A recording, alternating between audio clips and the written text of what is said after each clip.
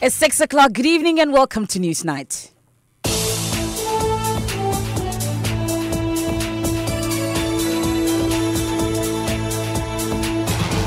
In this special edition, Minority in Parliament demands immediate scrapping of special petroleum levy on fuel products, which they say could reduce prices by about 10%. We are calling on President Nana Akufo-Addo to, as a matter of urgency, scrap the special petroleum tax.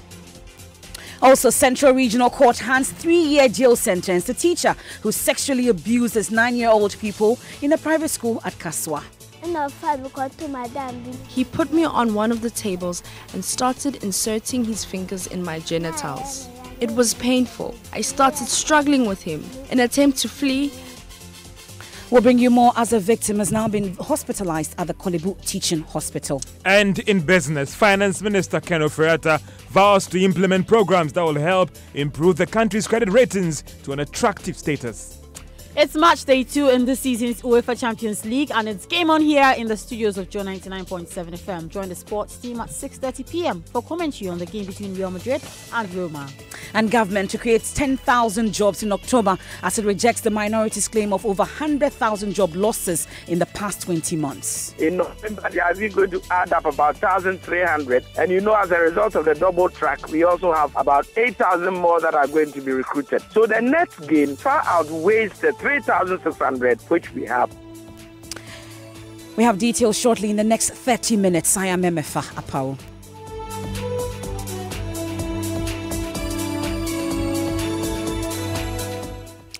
In our very first story, the teacher who sexually abused his 9-year-old pupil in a private school at Kaswa has been handed a 3-year jail term by a court at Ewutu Ofanko. The Class 2 pupil is now unable to walk after falling in an attempt to flee from a class teacher who was inserting his fingers in her vagina. Let's now listen to excerpts of a report put together by Maxwell Agbagba after he visited the residence of the victim. I am at the Kaswa residence of the Class 2 pupil. Family members are seated discussing their next line of action. Very close to them is the victim seated in a plastic chair covered with a cloth. There is a pillow supporting her back with her 2 legs resting on a kitchen stool. As she stretches in the chair, tears begin to flow. She is in pain.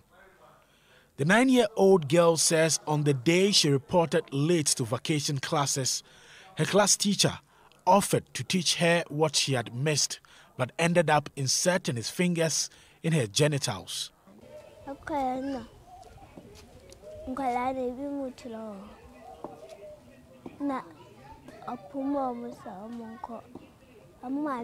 There were some children playing in the classroom where he took me.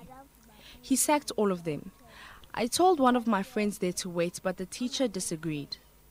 When I started writing, he came closer and rubbed his hands in my head and said my father has asked him to provide all my needs. He put me on one of the tables and started inserting his fingers in my genitals. It was painful. I started struggling with him. In an attempt to flee, my pelvis hit one of the tables. I fell down and later ran home with my younger sister. I was scared to tell my mom. The victim's grandfather says the suspect confessed to the crime and later gave them 50 Ghana cedis. So what you heard there were excerpts of the story which was first reported by our sister station at Dome FM. Maxwell Agbagba has since been following up on the case since then and then joins us in the studio. So like we said, the teacher has been handed a 3-year jail term. What more do we know from the courts today? Well, the verdict was this afternoon, just some minutes after 12 o'clock p.m. We've been monitoring that closely from here, but our colleague from our sister station at Dome FM was in court, and he reports that that the judge, Ebenezer Osei-Darko, was the one who handed the 3-year jail term to the accused person. Okay. And then he's also supposed to pay an amount of 20,000 Ghana cedis to cater for the medical bills of the victim. Of course, when we reported the incident, the grandfather of the victim raised that concern because when they visited the Kasoa Polyclinic, they were given a referral form. That was just 20th of August. And they were supposed to send that to the Winneba Hospital, but they were unable to do so because they did not have the financial strength, to do that. So the girl was just at home, and then her condition continued, worsening. But just when we reported the incident, and then some benevolent people decided to help, they reported to the Winneba Hospital. But after this court proceedings, you've been speaking to family, the grandfather especially. What has he been telling you? Well, he's particularly excited about this. He says even if it's 2 months, he's happy. He says he wants this to serve as a deterrent, to others. We can hear him. If I have spent a lot of money concerning this kid, hospital, medicine, whatever, I spend almost, that is 5,500 at the moment. But then, I don't care of that because there's nobody who can pay for me. But then, I just want the help of my granddaughter. They started persuading me that, okay, they really have to come. I should start the case to the house for settlement. But then if I happen to do that, they will not mind it. Presently, as I'm talking to you, the kid is still lying at the Kolebu Hospital for almost 2 weeks. I bet. It's a very wonderful, very dismay and very, it's a tremendous thing to me. I don't care the money that I've spent on the kid to survive here, but then my point is that, okay, when he go to the jail and see the difficulties over there, when he come back, he has to preach to the others not to do that. I don't care of the money that I spent, but then since he has been jailed, I'm okay. And I praise the judge, and I praise the what we call the prosecutor, and I praise the CID who took all these cases all over. I praise all of them. So how is this 9-year-old doing, Agbagba? You've been finding out? Yeah, the last time I visited her was sometime last week, and she's been admitted at the Kolebu Teaching Hospital. At the Kasoa Polyclinic, she was diagnosed with a pelvic fracture, and then after doctor's examination, also they realized that she had a partially perforated, hymen. But the pelvic fracture, as a result of the, because she fell when she was escaping. At the Kolebu Teaching Hospital, doctors there and realized that condition has worsened and she now has a spinal injury. She's still unable to walk as we speak now, MFA. Interesting, but it looks like the grandfather has some praises because I think that you've actually done a good job together with our Dome FM reporters. Exactly. What has the grandfather been saying about that? Well, he says, but for us, the story wouldn't have come to the attention of Ghanaians, and then he really does not know what would have happened to the case but for our intervention. All of you, God bless all of you, that this came into being. All of you took initiative step to see to it, and then we have come to the end of it. God bless all of you. Those of you are working, God bless you. The manager, God bless you. The assistant, God bless all of you. The director, everybody. That you people are doing a very good job. If it isn't you, this case will never come out. And it's just going to be a different story together. But since you are able to come in concerning this case, I'm giving the God blessing to all of us. We heard the grandfather of that 9-year-old. Let's get on the phone lines quickly and speak to the Executive Director of the Human Rights Advocacy Center, Cynthia Nimo Apremdu.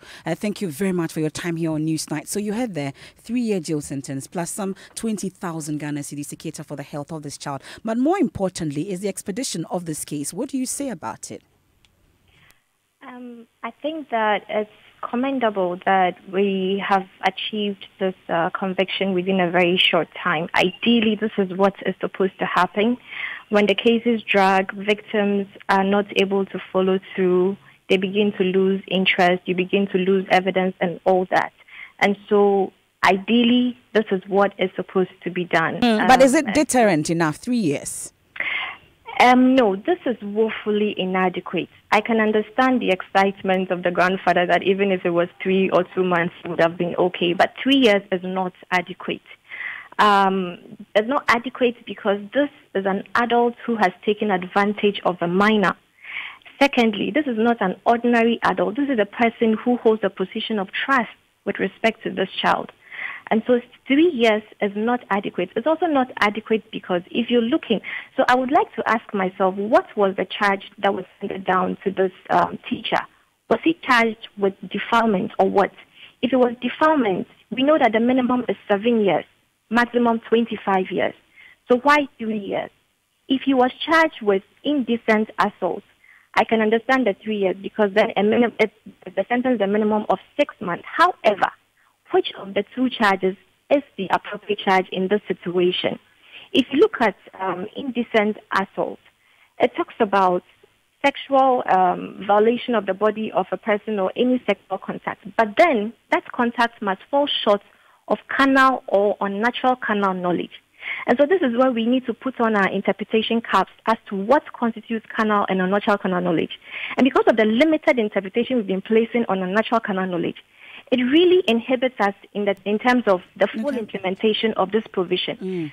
So for me, if he was charged with indecent assault as a result of which he got okay. So as a result of which he got a 3 years, then this was a wrong charge.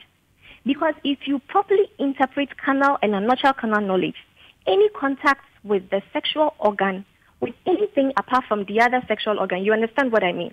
So the carnal, the natural one is the penis and the vagina. And then the unnatural is either of these two organs with something else. Okay. So it could be oral sex, it could be anything other than the two sex organs involved. And if you look at the definition of defilement, it tells you that it has to be a sexual contact, which could be either natural or unnatural carnal knowledge. So this is actually a case of defilement. Okay.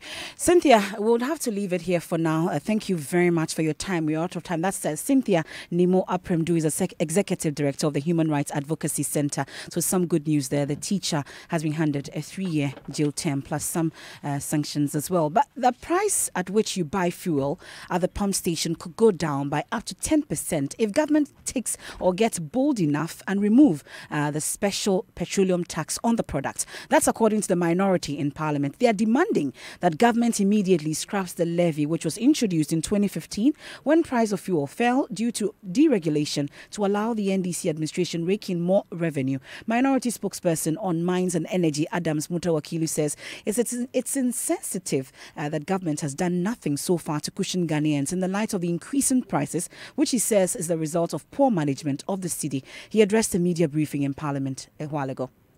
And just 3 days ago, the recent increase significantly is because the cedi continues to depreciate against the dollar.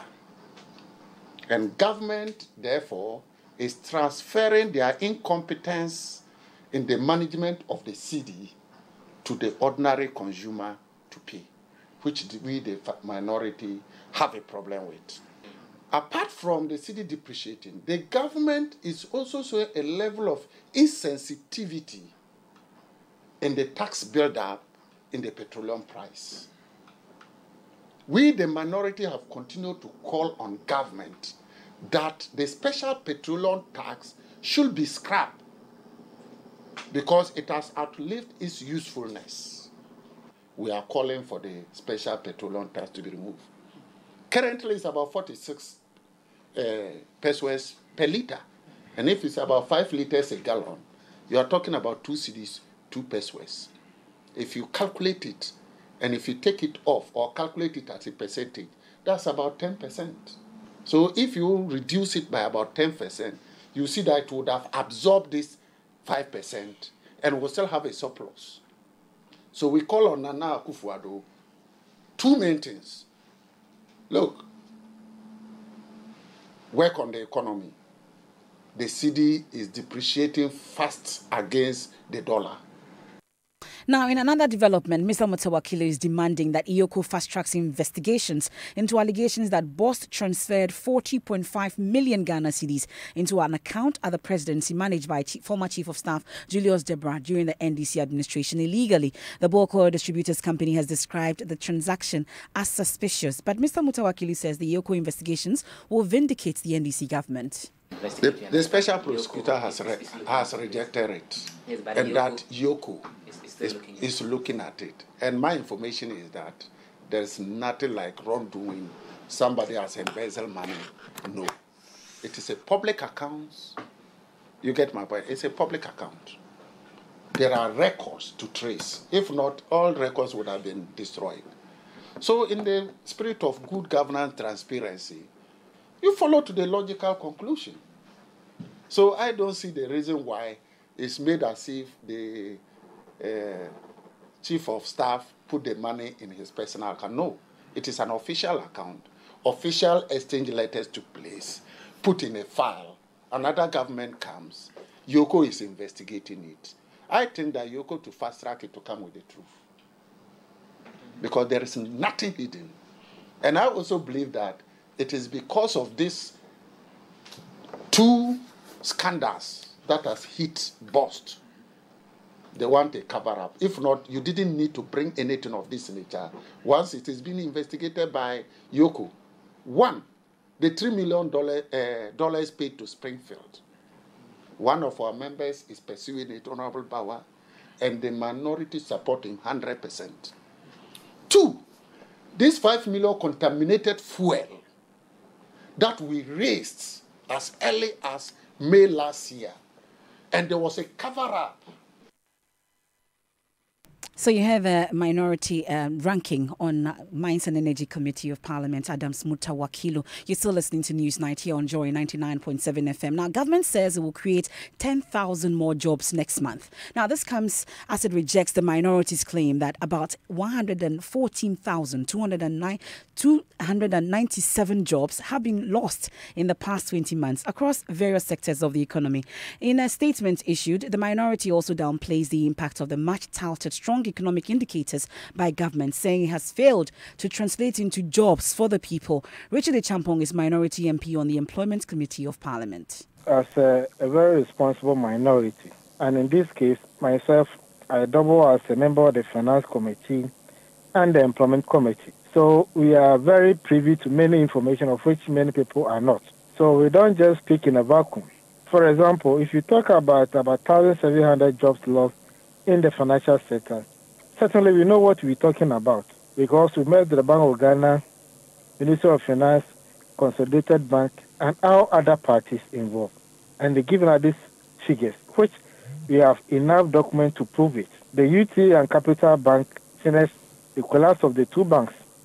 And we're talking about 1,000 jobs lost by there. So we don't need anybody to give us this information before we come to this conclusion.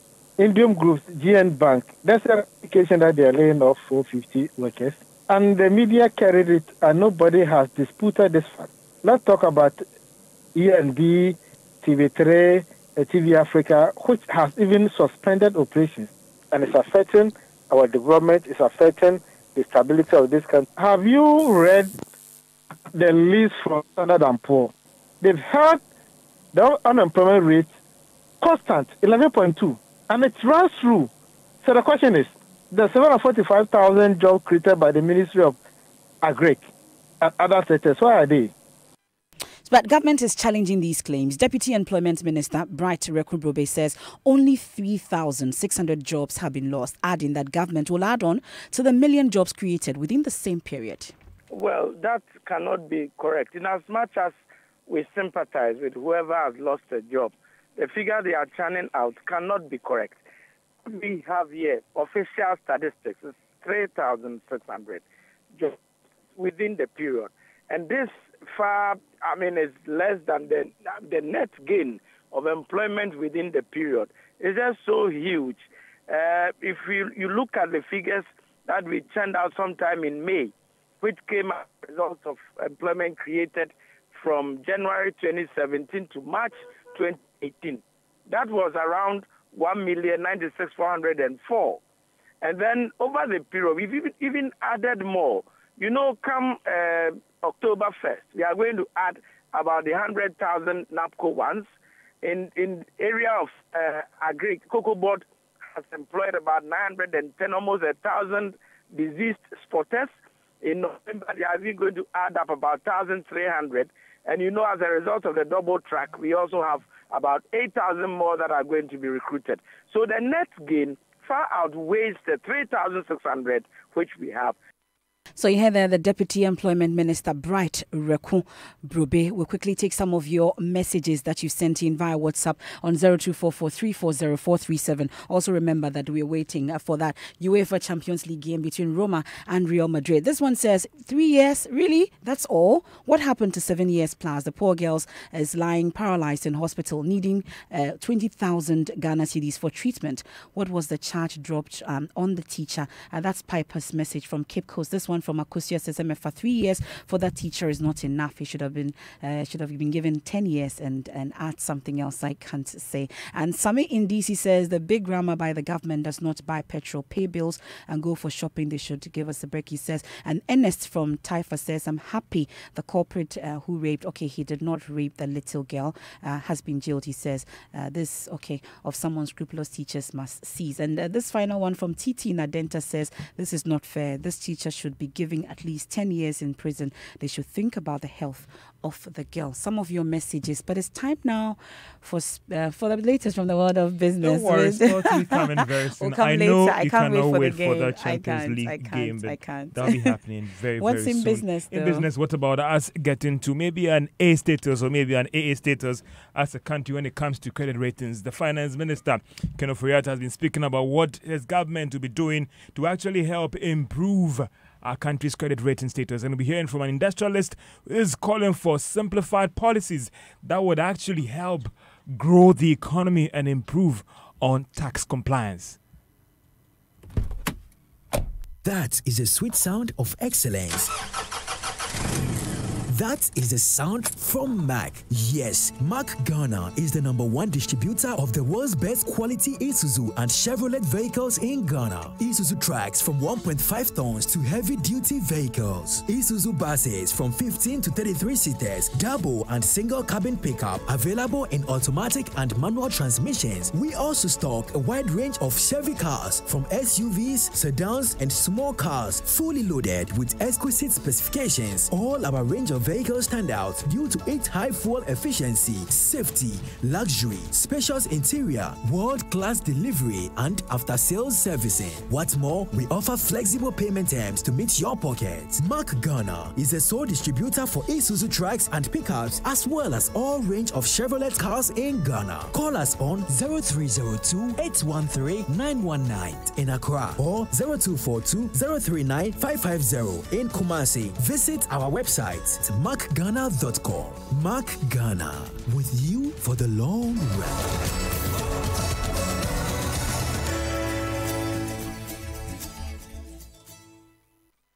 Let's now settle for the details. And Finance Minister Ken Ofori-Atta is promising to institute policies, required measures as well to help move Ghana to a top investment grade country. Now, this follows the upgrade of the country's credit worthiness to be with a stable outlook. The ratings agency Standard & Poor's recently moved Ghana to a B status, giving us as well as a stable outlook. Now, this is actually the last set of all the 3 rating agencies, that is Moody's and Fitch, that have adjusted the country's ratings to a more favorable status. The Ofori-Atta tells Jefferson he's hopeful the country will soon start benefiting from this upgrade. This is the first upgrade in a decade, so I think it goes to signal that what we are doing is robust and can continue.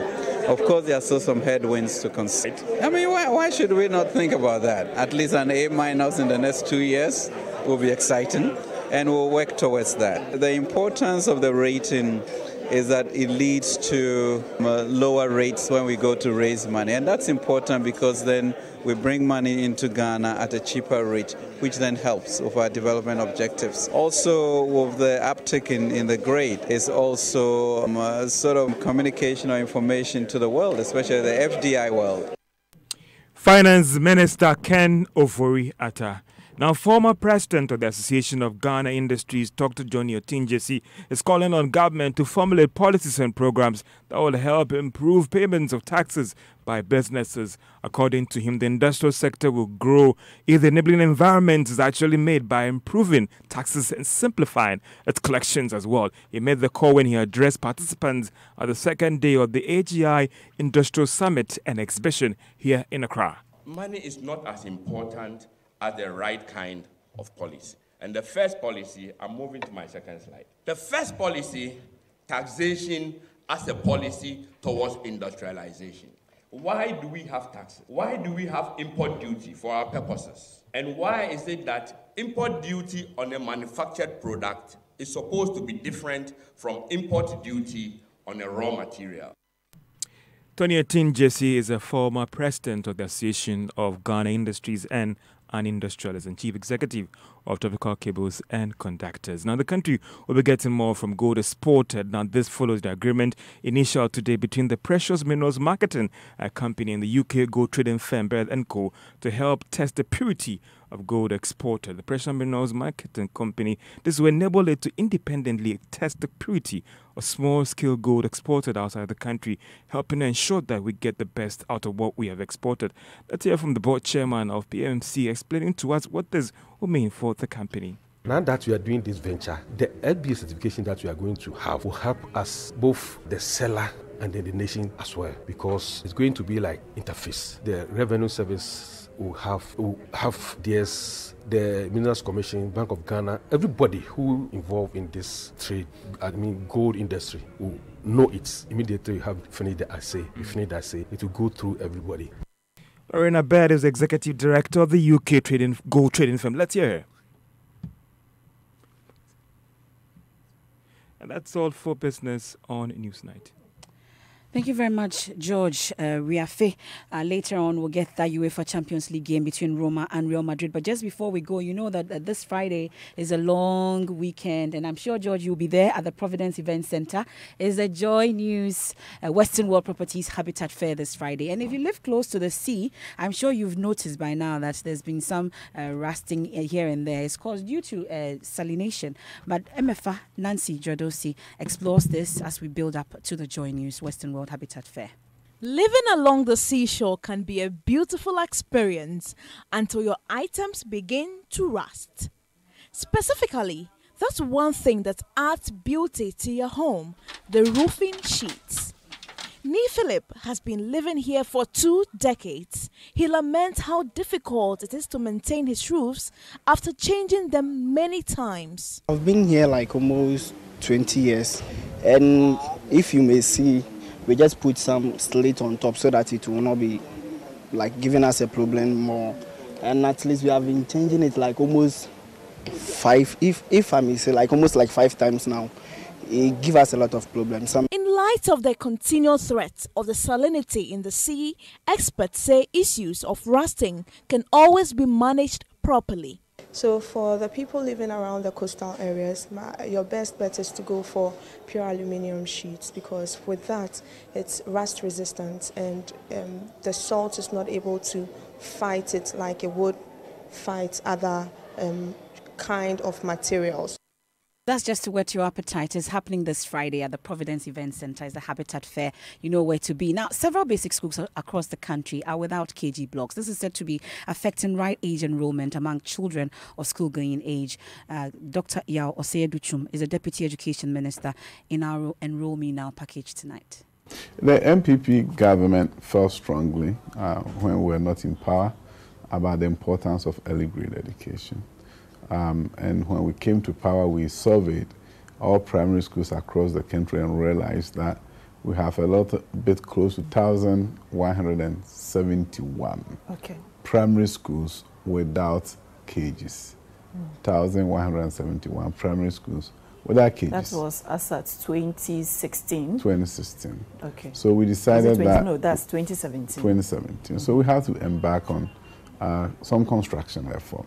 As I speak with you, there are 72 of them under construction at various stages of construction. We know for a fact that 50 of them will be available in September for occupancy across the country, in various parts of the country. But we are committed, as my minister has said over time, that we are committed to ensuring that every primary school has a KG attached to it, which will ensure that the children of all communities will have access to early grade education provided by the government. Dr. Yao Osei-Duchum is a Deputy Education Minister speaking to my colleague MFA